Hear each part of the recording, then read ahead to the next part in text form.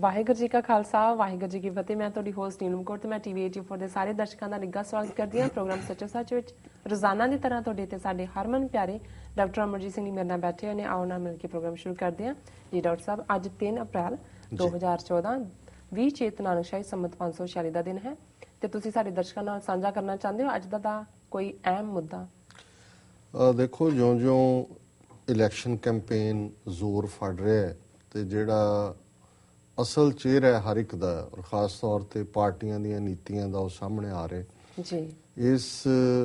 ਹਫਤੇ ਦੀਆਂ ਔਰ ਖਾਸ ਤੌਰ ਤੇ ਪਿਛਲੇ 2 ਦਿਨਾਂ ਦੀਆਂ 2 ਅਹਿਮ ਖਬਰਾਂ ਵੱਲ ਮੇਰਾ ਧਿਆਨ ਗਿਆ ਜੀ। ਪਹਿਲਾਂ ਤਾਂ ਮੈਂ ਦੇਖਿਆ ਕਿ ਨਰਿੰਦਰ ਮੋਦੀ ਨੇ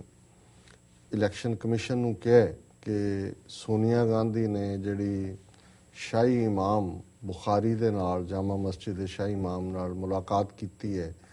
ਇਹਦਾ ਉਹ ਸੂ ਮੋਟੋ ਨੋਟਿਸ ਲਏ, ਕਿਉਂਕਿ ਇਹ ਧਰਮ ਦੇ ਨਾਂ ਤੇ ਵੋਟਾਂ ਮੰਗਣ ਦੀ ਗੱਲ ਹੈ। ਉਦੋਂ ਤੱਕ ਮੈਂ ਖਬਰ ਨਹੀਂ ਸੀ ਦੇਖੀ। ਫਿਰ ਜਦੋਂ ਮੈਂ ਖਬਰ ਦਾ ਵੇਰਵਾ ਦੇਖਿਆ ਤਾਂ ਇਹ ਹੈ ਕਿ ਸ਼ਾਹੀ ਇਮਾਮ ਇੱਕ ਡੈਲੀਗੇਸ਼ਨ ਲੈ ਕੇ ਮਿਲੇ ਨੇ ਜੀ ਸੋਨੀਆ ਗਾਂਧੀ ਨੂੰ, ਜਿਹੜੀ ਕਾਂਗਰਸ ਦੀ ਪ੍ਰੈਜ਼ੀਡੈਂਟ ਹੈ, ਔਰ ਉਹਨਾਂ ਨੇ ਡਿਸਕਸ ਕੀਤੀਆਂ ਜੋ ਵੀ ਸਮੱਸਿਆਵਾਂ ਮੁਸਲਮਾਨ ਭਾਈਚਾਰਾ ਜਿਹੜਾ ਫੇਸ ਕਰਦਾ। ਸੋ ਜ਼ਾਹਰ ਹੈ ਕਿ ਇਹ ਜਦੋਂ ਕਿ ਇੱਕ ਇਲੈਕਸ਼ਨ ਸੀਜ਼ਨ ਹੈ ਔਰ ਹਰ ਭਾਈਚਾਰਾ, ਹਰ ਈਵਨ ਜਿਹੜਾ ਕੋਈ ਗਰੁੱਪ ਹੁੰਦਾ ਹੈ, ਵੈਸਟਡ ਗਰੁੱਪ ਹੁੰਦੇ ਨੇ, ਜਿਵੇਂ ਅਮਰੀਕਾ ਦੇ ਵਿੱਚ ਹੈ, ਜਦੋਂ ਕੋਈ ਕਾਂਗਰਸ ਦੇ ਲਈ ਖਲੋਂਦਾ ਹੈ ਜਾਂ ਸੈਨੇਟ ਦੇ ਲਈ ਖਲੋਂਦਾ ਹੈ, ਉਹਨਾਂ ਦੇ ਕੋਲ ਜਾਂਦੇ ਨੇ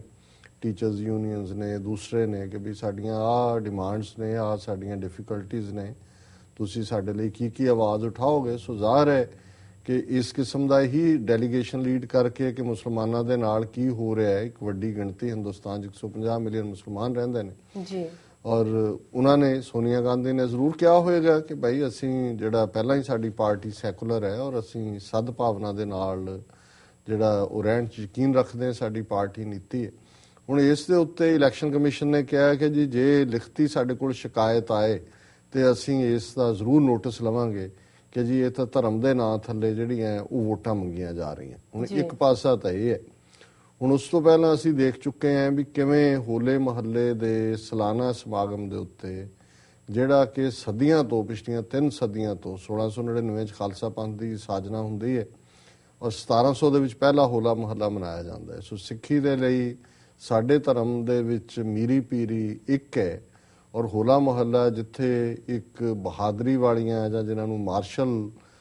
ਗੇਮਸ ਕਹਿੰਦੇ ਆ ਉਹਦੇ ਲਈ ਜਾਣਿਆ ਜਾਂਦਾ ਹੈ, ਉੱਥੇ ਸਿਆਸੀ ਤੌਰ ਦੇ ਉੱਤੇ ਪੰਥ ਦੀ ਕੀ ਹੋਣੀ ਹੋਏ ਇਸ ਦੀਆਂ ਵਿਚਾਰਾਂ ਵੀ ਹੁੰਦੀਆਂ ਰਹੀਆਂ ਔਰ ਅੱਜ ਤੱਕ ਵੀ ਸ਼ਾਇਦ ਇਹ ਪਹਿਲੀ ਵਾਰ 3 ਸਦੀਆਂ 'ਚ ਹੋਏਗਾ, ਉਸ ਸਮੇਂ ਨੂੰ ਛੱਡ ਕੇ ਜਦੋਂ ਕਿ ਮੁਗਲਾਂ ਦੇ ਨਾਲ ਜਾਂ ਦੂਸਰੀਆਂ ਲੜਾਈਆਂ ਵੇਲੇ ਅਨੰਦਪੁਰ ਨੂੰ ਐਬੈਂਡਨ ਕੀਤਾ ਹੋਏਗਾ ਜਾਂ ਉੱਥੇ ਫੌਜੀ ਚੌਂਕੀਆਂ ਬੈਠੀਆਂ ਹੋਣਗੀਆਂ। ਪਹਿਲੀ ਵਾਰ ਹੋਇਆ ਹੈ ਕਿ ਹੋਲੇ ਮਹੱਲੇ ਦੇ ਉੱਤੇ ਇਲੈਕਸ਼ਨ ਕਮਿਸ਼ਨਰ ਨੇ ਆਰਡਰ ਕੱਢਿਆ ਕਿ ਉੱਥੇ ਕੋਈ ਵੀ ਸਿਆਸੀ ਕਾਨਫਰੰਸ ਨਹੀਂ ਹੋ ਸਕਦੀ, ਸਿਆਸੀ ਗੱਲ ਨਹੀਂ ਹੋ ਸਕਦੀ। ਬੇਸ਼ੱਕ ਅਕਾਲੀਆਂ ਨੇ ਇਕੱਠ ਕੀਤਾ ਲੇਕਿਨ ਸਿਆਸੀ ਗੱਲ ਕੋਈ ਨਹੀਂ ਕੀਤੀ, ਇਸ ਤੋਂ ਬਿਨਾਂ ਕਿ ਪ੍ਰਕਾਸ਼ ਸਿੰਘ ਬਾਦਲ ਨੇ ਇਹ ਕਿਹਾ ਕਿ ਵੀ ਇਹ ਠੀਕ ਨਹੀਂ ਹੈ ਸਿੱਖਾਂ ਦੇ ਧਾਰਮਿਕ ਮਾਮਲਿਆਂ 'ਚ ਦਖਲ ਅੰਦਾਜ਼ੀ। ਇਹਦੇ ਬਾਵਜੂਦ ਜਿਹੜਾ ਦਲਜੀਤ ਸਿੰਘ ਚੀਮਾ, ਜਿਹੜਾ ਇਹਨਾਂ ਦਾ ਮੀਡੀਆ ਸੈਕਟਰੀ ਹੈ ਜਾਂ ਕੌਣ ਹੈ, ਉਹਨੂੰ ਨੋਟਿਸ ਭੇਜ ਦਿੱਤਾ ਇਲੈਕਸ਼ਨ ਕਮਿਸ਼ਨ ਨੇ ਕਿ ਜੀ ਤੁਸੀਂ ਦੱਸੋ, ਅਸੀਂ CD ਦੇਖੀ ਹੈ, ਉੱਥੇ ਕੀ ਗੱਲ ਹੋਈ। ਹੁਣ ਅਸੀਂ ਨਾ ਤਾਂ ਕੋਈ ਬਾਦਲ ਦੇ ਨਾਲ ਹਮਦਰਦੀ ਰੱਖਦੇ ਹਾਂ ਜਾਂ ਉਹਦੇ ਕੋਈ ਸਮਰਥਕ ਹਨ ਚੀਮੇ ਦੇ, ਬਟ ਮੈਂ ਇਸ਼ੂ ਦੀ ਗੱਲ ਕਰਦਾ ਵੀ ਕਿਵੇਂ ਸਿੱਖ ਧਰਮ ਹੋਏ, ਸਿੱਖ ਧਰਮ ਦੇ ਹਵਾਲੇ ਨਾਲ ਸਾਡਾ ਉਹ ਮੇਨ ਫੈਸਟੀਵਲ ਜਿੱਥੇ 3 ਮਿਲੀਅਨ ਸਿੱਖ ਆਉਂਦੇ ਨੇ, 30 ਲੱਖ ਸਿੱਖ ਆਏ ਇਸ ਵਾਰ ਵੀ, ਉਸ ਦੇ ਉੱਤੇ ਜਿਹੜੀ ਹੈ ਪਾਬੰਦੀ ਹੈ। ਸੋਨੀਆ ਗਾਂਧੀ ਕਾਂਗਰਸ ਪ੍ਰੈਜ਼ੀਡੈਂਟ ਦੀ ਕੈਪੈਸਿਟੀ 'ਚ ਵੀ ਮੁਸਲਮਾਨਾਂ ਦੇ ਡੈਲੀਗੇਸ਼ਨ ਨੂੰ ਮਿਲਦੀ ਹੈ ਤੇ ਕਮਿਸ਼ਨ ਕਹਿੰਦਾ ਜੀ ਸਾਡੇ ਕੋਲ ਰਿਪੋਰਟ ਭੇਜੋ। ਪਰ ਜਿਹੜੀ ਖਬਰ ਜਿਹਦੇ ਨਾਲ ਇਹ ਦੋਨੋਂ ਖਬਰਾਂ ਨੂੰ ਜੇ ਮਿਲਾ ਕੇ ਦੇਖੋ ਤੇ ਫਿਰ ਗੱਲ ਸਪਸ਼ਟ ਹੁੰਦੀ ਹੈ ਕਿ ਬਹੁ ਗਿਣਤੀ ਜ਼ਹਿਨੀਅਤ ਕੀ ਹੈ ਤੇ ਕਿਵੇਂ ਈਵਨ ਇਲੈਕਸ਼ਨ ਕਮਿਸ਼ਨ ਦੇ ਹਵਾਲੇ ਨਾਲ ਵੀ, ਜਿਹਨੂੰ ਬੜਾ ਨਿਰਪੱਖ ਕਿਹਾ ਜਾਂਦਾ ਹੈ, ਇੰਡੀਪੈਂਡੈਂਟ ਸਟੈਚੂਟਰੀ ਬਾਡੀ ਹੈ, ਅਸੀਂ ਉਹਦੀ ਸ਼ਲਾਘਾ ਵੀ ਕੀਤੀ, ਜਿਵੇਂ ਪੰਜਾਬ ਦੇ DGP ਨੂੰ ਵਾਪਸ ਸੱਦਣ ਦੇ, ਉਹਨੂੰ ਛੁੱਟੀ ਤੇ ਭੇਜਣ ਦੇ ਲਈ ਕੀਤਾ ਉਹਨਾਂ ਨੇ। ਹੁਣ ਇੱਕ ਖਬਰ ਜਿਹੜੀ ਕਿ ਪ੍ਰਮੁੱਖ ਅਖਬਾਰ ਹੈ ਤਮਿਲਨਾਡੂ ਦੀ 150 ਸਾਲ ਪੁਰਾਣੀ ਦਾ ਹਿੰਦੂ, ਔਰ ਉਹਦੀ ਹੈਡਲਾਈਨ ਹੈ ਮੋਦੀ ਫੀਅਰਸ ਏ ਪਿੰਕ ਰੈਵੋਲੂਸ਼ਨ। ਹੁਣ ਇਹ ਹੈਡਲਾਈਨ ਦੇਖਦੇ ਆ, ਮੈਂ ਖਬਰ ਦੀ ਡੀਟੇਲ ਦੇ ਵਿੱਚ ਗਿਆ। ਹੁਣ ਨਰਿੰਦਰ ਮੋਦੀ ਬਿਹਾਰ ਦੀ ਇੱਕ ਥਾਂ ਦੇ ਉੱਤੇ ਇੱਕ ਰੈਲੀ 'ਚ ਇਹ ਐਡਰੈਸ ਕਰ ਰਹੇ कि जी ਜਿਹੜੀ ਕਾਂਗਰਸ ਗਵਰਨਮੈਂਟ ਹੈ ਸੋਨੀਆ ਗਾਂਧੀ ਔਰ ਮਨਮੋਹਨ ਸਿੰਘ ਔਰ ਕਾਂਗਰਸ ਗਵਰਨਮੈਂਟ ਇਹ ਕਾਊ ਸਲੌਟਰ ਕਰ ਰਹੇ ਨੇ ਗਾਵਾਂ ਨੂੰ ਮਾਰਦੇ ਨੇ ਔਰ ਇਹ ਜਿਹੜਾ ਗਾਂ ਦਾ ਮੀਟ ਹੈ ਉਹਨੂੰ ਬਾਹਰ ਐਕਸਪੋਰਟ ਕਰਨ ਦੇ ਵਿੱਚ ਬੜੀ ਦਿਲਚਸਪੀ ਦਿਖਾ ਰਹੇ ਨੇ ਔਰ ਇਹ ਬਜਾਏ ਕਿ ਵਾਈਟ ਰੈਵੋਲੂਸ਼ਨ ਜਾਂ ਗ੍ਰੀਨ ਰੈਵੋਲੂਸ਼ਨ ਦਾ ਸੁਣਿਆ ਸੀ ਅਸੀਂ ਉਹ ਕਹਿੰਦਾ ਜੀ ਇਹ ਹੁਣ ਪਿੰਕ ਰੈਵੋਲੂਸ਼ਨ ਹੈ ਪਿੰਕ ਕਿਉਂਕਿ ਗਾਂ ਦਾ ਮਾਸ ਜਿਹੜਾ ਹੁੰਦਾ ਉਹ ਗੁਲਾਬੀ ਰੰਗ ਦਾ ਹੁੰਦਾ ਵੈਸੇ ਵੀ ਜਿਹੜਾ ਇੱਥੇ ਰੈੱਡ ਮੀਟ ਕਹਿੰਦੇ ਨੇ ਉਹਨੂੰ ਜੀ ਕਿਉਂਕਿ ਰੈੱਡ ਜਾਂ ਪਿੰਕ ਇੱਕੋ ਜਿਹੀ ਸ਼ੇਡ ਹੈ ਹੁਣ ਨਰਿੰਦਰ ਮੋਦੀ ਦੀ ਜਦੋਂ ਇਸ ਸਟੇਟਮੈਂਟ ਨੂੰ ਔਰ ਉਹਨੇ ਫਿਰ ਇਹਨੇ ਅਖਬਾਰ ਦਾ ਹੀ ਜਿਹੜਾ ਰਿਪੋਰਟਰ ਕਰ ਰਿਹਾ ਉਹਨੇ ਕਿਹਾ ਜੀ ਉਹਨੇ ਇਹ ਗੱਲ ਇਸ ਲਈ ਇੱਥੇ ਸ਼ੁਰੂ ਕੀਤੀ ਹੈ ਕਿਉਂਕਿ ਬਿਹਾਰ ਦੇ ਵਿੱਚ ਨਿਤੀਸ਼ ਕੁਮਾਰ ਦੀ ਸਰਕਾਰ ਹੈ ਔਰ ਯੂਪੀ 'ਚ ਵੀ ਨੇ ਇੱਦਾਂ ਦੀ ਗੱਲ ਕੀਤੀ ਉੱਥੇ ਮੁਲਾਇਮ ਸਿੰਘ ਯਾਦਵ ਹੈ ਜੀ ਔਰ ਬਿਹਾਰ ਔਰ ਯੂਪੀ ਦੀਆਂ ਜਿਹੜੀਆਂ ਡੈਮੋਗ੍ਰਾਫਿਕਸ ਨੇ ਪੋਪੂਲੇਸ਼ਨ ਦੀਆਂ ਉਹ ਇਹ ਨੇ ਕਿ ਯਾਦਵ ਕਮਿਊਨਿਟੀ ਹੈ ਜਿਹੜੇ ਗਵਾਲੇ ਜਿਨ੍ਹਾਂ ਨੂੰ ਅਸੀਂ ਪੰਜਾਬੀ 'ਚ ਕਹਿੰਦੇ ਹਾਂ ਕ੍ਰਿਸ਼ਨ ਜੀ ਵੀ ਯਾਦਵ ਕੁਲ ਦੇ ਨਾਲ ਸੰਬੰਧਿਤ ਸਨ ਔਰ ਇਹ ਆਪਣੇ ਪਸ਼ੂਆਂ ਨੂੰ ਬਹੁਤ ਪਿਆਰ ਕਰਦੇ ਨੇ ਗਾਵਾਂ ਹੋਣ ਮੱਝਾਂ ਹੋਣ ਕਿਉਂਕਿ ਉਹਨਾਂ ਦਾ ਰਿਜ਼ਕ ਵੀ ਹੈ ਤੇ ਉਹਨਾਂ ਦੇ ਨਾਲ ਹੀ ਪਰ ਇਹ ਬੜੇ ਟੋਲਰੈਂਟ ਵੀ ਨੇ ਔਰ ਇਸੇ ਕਰਕੇ ਜਿਹੜਾ ਦੂਸਰੀ ਵੱਡੀ ਪੋਪੂਲੇਸ਼ਨ ਹੈ ਜਿਵੇਂ ਯੂਪੀ ਦੇ ਵਿੱਚ ਲਗਭਗ 21-22% ਮੁਸਲਮਾਨ ਨੇ ਔਰ ਬਿਹਾਰ ਦੇ ਵਿੱਚ ਵੀ ਸ਼ਾਇਦ 17-18% ਨੇ ਹੁਣ ਇਹ ਜਿਹੜੇ ਦੋਨੋਂ ਹੀ ਨਿਤੀਸ਼ ਕੁਮਾਰ ਬਿਹਾਰ ਦੇ ਵਿੱਚ ਜਿੱਤਦਾ ਹੈ ਜਾਂ ਸੋਸ਼ਲਿਸਟ ਪਾਰਟੀ ਜਿੱਤਦੀ ਹੈ ਜਾਂ ਈਵਨ ਮਾਇਆਵਤੀ ਵੀ ਜਦੋਂ ਜਿੱਤਦੀ ਹੈ ਉਦੋਂ ਇਹੀ ਹੁੰਦਾ ਵੀ ਜੇ ਮੁਸਲਮਾਨਾਂ ਦਾ ਸੋਲਿਡ ਬਲਾਕ ਯਾਦਵਾਂ ਦੇ ਨਾਲ ਵੋਟ ਕਰੇ ਇਹਨਾਂ ਦਾ ਵੋਟ ਬੈਂਕ ਇਕੱਠਾ ਹੋਏ ਤੇ ਦੂਜੇ ਹਾਰ ਜਾਂਦੇ ਨੇ ਸੋ ਇਹਨਾਂ ਦੋਨਾਂ ਸਟੇਟਾਂ ਦੇ ਵਿੱਚ ਯਾਦਵ ਔਰ ਮੁਸਲਮਾਨ ਇਹਨਾਂ ਦਾ ਬੜਾ ਭਾਈਚਾਰਾ ਹੈ ਇਹ ਆਪਸ ਦੇ ਵਿੱਚ ਬੜੇ ਰਲ ਮਿਲ ਕੇ ਰਹਿੰਦੇ ਨੇ ਇੱਕ ਦੂਜੇ ਦਾ ਸਤਿਕਾਰ ਵੀ ਕਰਦੇ ਨੇ ਔਰ ਕੋਈ ਵਾਇਲੈਂਸ ਇਹਨਾਂ ਦੀ ਇੱਕ ਦੂਜੇ ਦੇ ਖਿਲਾਫ ਨਜ਼ਰ ਨਹੀਂ ਆਉਂਦੀ ਹੁਣ ਸੋਨੀਆ ਗਾਂਧੀ ਜਾਂ ਸਿੱਖਾਂ ਦਾ ਇਕੱਠ ਹੋਲੇ ਮਹੱਲੇ 'ਚ ਤਾਂ ਧਰਮ ਤੋਂ ਦੂਰ ਕੋਈ ਜਿਹੜਾ ਉਹ ਕਰਨ ਦੇ ਲਈ ਹੁਣ ਜਦੋਂ ਇਹ ਮੋਦੀ ਇਹ ਗੱਲ ਕਹਿ ਰਿਹਾ ਔਰ ਉਸ ਬੈਲਟ 'ਚ ਕਹਿ ਰਿਹਾ ਜਿੱਥੇ ਜਾ ਕੇ ਯਾਦਵਾਂ ਦੀ ਉਹ ਰੈਲੀ ਸੀ ਉਹਨਾਂ ਨੂੰ ਇਹ ਭੜਕਾਟ ਵਾਲੀ ਗੱਲ ਹੈ ਕਿ ਦੇਖੋ ਇਹ ਤਾਂ ਔਰ ਉਹਨੇ ਇੱਥੋਂ ਤੱਕ ਕਿਹਾ there is no subsidy for farmers or for rearing cattle but Congress gives subsidy to those who slaughter cows ਕਿ ਜੀ ਦੇਖੋ ਤੁਸੀਂ ਪਸ਼ੂ ਪਾਲਦੇ ਹੋ ਪਸ਼ੂਆਂ ਨੂੰ ਤੁਸੀਂ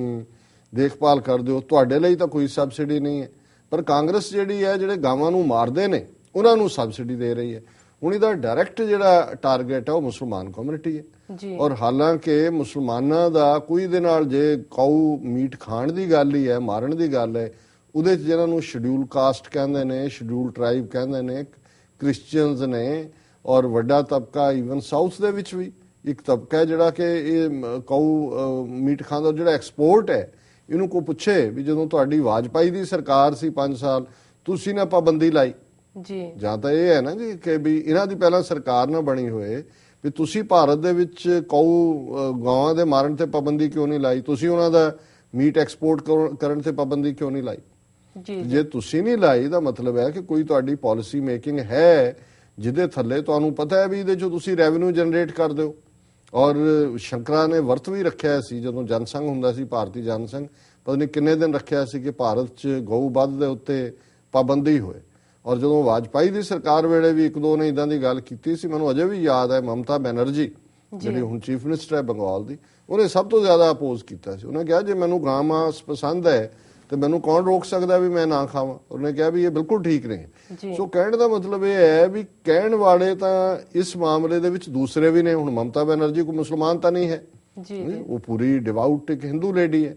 ਲੇਕਿਨ ਜਿਹੜੇ ਲੋਕ ਉੱਥੇ ਇਦਾਂ ਦੀਆਂ ਗੱਲਾਂ ਕਰਦੇ ਨੇ ਉਹਨਾਂ ਨੂੰ ਤਾਂ ਇਹ ਨਹੀਂ ਟਾਰਗੇਟ ਕਰਦੇ ਉਹਨਾਂ ਨੂੰ ਤਾਂ ਉਹ ਟੋਲਰੇਟ ਕਰਦੇ ਨੇ ਪਰ ਜੇ ਹੁਣ ਨਰਿੰਦਰ ਮੋਦੀ ਯੂਪੀ ਬਿਹਾਰ 'ਚ ਜਾ ਕੇ ਨਫ਼ਰਤ ਫੈਲਾ ਰਿਹਾ ਹੈ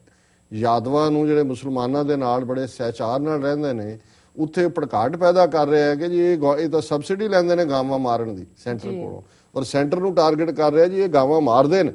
ਔਰ ਤੁਸੀਂ ਇਹਨਾਂ ਦੀ ਹਮਾਇਤ ਕਰ ਰਹੇ ਹੋ ਤਾਂ ਪਿੰਕ ਰੈਵੋਲੂਸ਼ਨ ਲਿਆ ਰਹੇ ਨੇ ਕਿ ਵੀ ਇਹ ਮੀਟ ਐਕਸਪੋਰਟ ਦਾ ਰੈਵੋਲੂਸ਼ਨ ਲਿਆ ਰਹੇ ਨੇ ਗਾਂ ਦਾ ਮਾਸ ਦਾ ਇਹ ਕੋਈ ਜਿਹੜੇ ਨੇ ਕੋਈ ਵਾਈਟ ਰੈਵੋਲੂਸ਼ਨ ਕੋਈ ਦੁੱਧ ਜਾਂ ਕੋਈ ਗ੍ਰੀਨ ਰੈਵੋਲੂਸ਼ਨ ਨਹੀਂ ਲਿਆ ਰਹੇ ਔਰ ਅਸੀਂ ਸਮਝਦੇ ਹਾਂ ਵੀ ਇਹ ਜਿਹੜਾ ਪਾਰਟ ਹੈ ਕਿ ਇਹ ਨਫ਼ਰਤ ਦੇ ਦਾਇਰੇ 'ਚ ਨਹੀਂ ਆਉਂਦਾ ਹੈ ਇਲੈਕਸ਼ਨ ਕਮਿਸ਼ਨ ਬੈਠਾ ਜੋ ਕੁਛ ਇਹ ਕਰ ਰਿਹਾ ਹੈ ਮੋਦੀ ਕਰ ਰਿਹਾ ਹੈ ਜਾਂ ਉਹ ਸਾਰੇ ਜਿਹੜੇ ਨਾਂਗੇ ਜਿਹੜੇ ਸ਼ੁਰੂ ਨੇ ਭਾਵੇਂ ਉਹ ਕੋਈ ਕੁਰੂਕਸ਼ੇਤਰ 'ਚ ਬੈਠਾ ਹੈ ਕੋਈ ਵਾਰਾਣਸੀ 'ਚ ਬੈਠਾ ਹੈ ਕੋਈ ਹਰਿਦੁਆਰ 'ਚ ਬੈਠਾ ਨੰਗ ਧੜੰਗੇ ਜਿਹੜੇ ਬਾਬੇ ਬਣੇ ਹੋਏ ਨੇ ਇਹਨਾਂ ਦੇ ਉਹ ਕੀ ਕਰਦੇ ਨੇ ਸਾਰੇ ਕੈਂਪੇਨ ਜਿਹੜੇ ਨੇ ਹੁਣ ਵੀ ਕਈ ਥਾਂ ਤੇ ਇਹਨਾਂ ਦੇ ਕੈਂਡੀਡੇਟ ਕਹਿੰਦੇ ਨੇ ਜੀ ਹਮ ਮੰਦਰ ਵਹੀਂ ਬਣਾਏਂਗੇ ਅਯੁੱਧਿਆ ਦੇ ਉਹ ਧਰਮ ਦੀ ਗੱਲ ਨਹੀਂ ਹੈ ਜੀ ਸੋ ਅਸੀਂ ਸਮਝਦੇ ਹਾਂ ਵੀ ਜੇ ਹੁਣ ਸਾਡੇ ਇੱਕ ਬਹੁਤ ਵੱਡੇ ਤਬਕੇ ਨੂੰ ਇਹ ਸਮਝ ਨਹੀਂ ਆਉਂਦਾ ਵੀ ਇਹ ਸੈਕੂਲਰਿਜ਼ਮ ਇੱਕ ਫਰਾਡ ਹੈ ਔਰ ਇਹ ਮੋਦੀ ਅਜੇ ਪ੍ਰਾਈਮ ਮਿਨਿਸਟਰ ਬਣਿਆ ਨਹੀਂ ਹੈ, ਇਹ ਮੈਸੇਜ ਕੀ ਦੇ ਰਿਹਾ? ਗੁਜਰਾਤ ਨੇ ਮੈਸੇਜ 2002 ਚ ਕੀ ਦਿੱਤਾ? ਹਜ਼ਾਰਾਂ ਮੁਸਲਮਾਨ ਮਾਰ ਕੇ। ਇਹ ਮੈਸੇਜ ਇਹੀ ਦੇ ਰਿਹਾ ਸੀ ਜਿਹੜੀ ਰਿਪੀਟਡਲੀ ਕਹਿੰਦੇ ਕਿ ਹਿਟਲਰ ਇਨ ਦਾ ਮੇਕਿੰਗ ਹੈ। ਔਰ ਇਹੋ ਜਿਹੀਆਂ ਹੀ ਗੱਲਾਂ ਹਿਟਲਰ ਦੇ ਜਾਂ ਨਾਜ਼ੀ ਪਾਰਟੀ ਦੇ ਜਿਹੜੇ ਕਰਿੰਦੇ ਸੀ ਜਾਂ ਹਿਟਲਰ ਖੁਦ ਸੀ ਜਰਮਨ ਦੀਆਂ ਚੋਣਾਂ ਤੋਂ ਪਹਿਲਾਂ ਕਰਦੇ ਹੁੰਦੇ ਸੀ, ਜਦੋਂ ਨਾਜ਼ੀਆਂ ਨੇ ਜਦੋਂ ਅਜੇ ਪਾਵਰ ਉਹਨਾਂ ਕੋਲ ਨਹੀਂ ਸੀ ਆਈ, ਕਿ ਜੀ ਇਹਦੇ ਲਈ ਆਹ ਜ਼ਿੰਮੇਵਾਰ ਨੇ ਇਹ, ਜੇ ਅਸੀਂ ਫਸਟ ਵਰਲਡ ਵਾਰ ਨਾ ਹਾਰਦੇ, ਜੇ ਯਹੂਦੀ ਮਦਦ ਨਾ ਕਰਦੇ ਅੰਗਰੇਜ਼ਾਂ ਦੀ, ਔਰ ਇਹ ਸਾਡਾ ਜਿਹੜਾ ਸਾਰਾ ਇਹ ਡਾਊਨ ਜਾ ਰਿਹਾ ਇਹਦੇ ਲਈ ਇਹੀ ਜ਼ਿੰਮੇਵਾਰ ਨੇ। ਔਰ ਜਦੋਂ ਤੁਸੀਂ ਇੱਕ ਨਫ਼ਰਤ ਫੈਲਾ ਦਿੰਦੇ ਹੋ, ਤੁਸੀਂ ਕਿਸੇ ਨੂੰ ਟਾਰਗੇਟ ਕਰਦੇ ਹੋ, ਪਿਨ ਪੁਆਇੰਟ ਕਰਦੇ ਹੋ ਕਿ ਤੁਹਾਡੇ ਗੁਨਾਹ ਲਈ ਇਹ ਜ਼ਿੰਮੇਵਾਰ ਨੇ, ਲੋਕ ਕੀ ਕਰਨਗੇ? ਫਿਰ ਉਹਨਾਂ ਦੇ ਪਿੱਛੇ ਹੀ ਆਣਗੇ।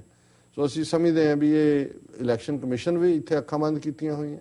ਔਰ ਗੱਲ ਈਵਨ ਉਸ ਤੋਂ ਬਿਯੋਂਡ ਕਿਸ ਹੱਦ ਤੱਕ ਹੋਏਗੀ ਇਹਨਾਂ ਚੋਣਾਂ 'ਚ। ਇੱਕ ਖਬਰ ਅਸਾਮ ਦੇ ਹਵਾਲੇ ਨਾਲ ਆਈ ਹੈ ਕਿ ਜੀ ਉਹਨਾਂ ਨੇ ਕੈਂਡੀਡੇਟ ਸੱਦੇ ਕਿ VOTING ਮਸ਼ੀਨਾਂ ਟੈਸਟ ਕਰਨੀਆਂ ਜੀ,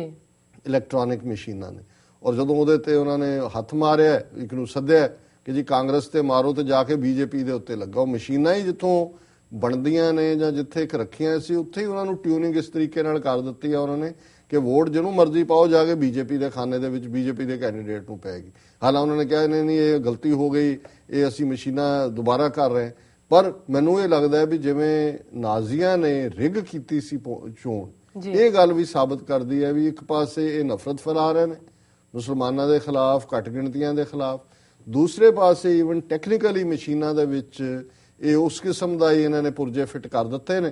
ਕਿ ਜੋ ਮਰਜ਼ੀ ਕੈਂਡੀਡੇਟ ਦੂਜਿਆਂ ਨੂੰ ਵੋਟਾਂ ਪੈਣ, ਜਾ ਕੇ ਠੱਪਾ BJP ਦਾ ਹੀ ਲੱਗੇਗਾ। ਸੋ ਜੇ ਇਹ ਗੱਲ ਸਮਝ ਨਹੀਂ ਆ ਰਹੀ ਵੀ ਕਿਸ ਦਿਸ਼ਾ ਨੂੰ ਇਹ ਦੇਸ਼ ਜਾ ਰਿਹਾ ਔਰ ਅਲਟੀਮੇਟਲੀ ਨਰਿੰਦਰ ਮੋਦੀ, RSS ਇਹ ਸਾਰੇ ਕਿੱਧਰ ਨੂੰ ਲੈ ਕੇ ਜਾਣਗੇ,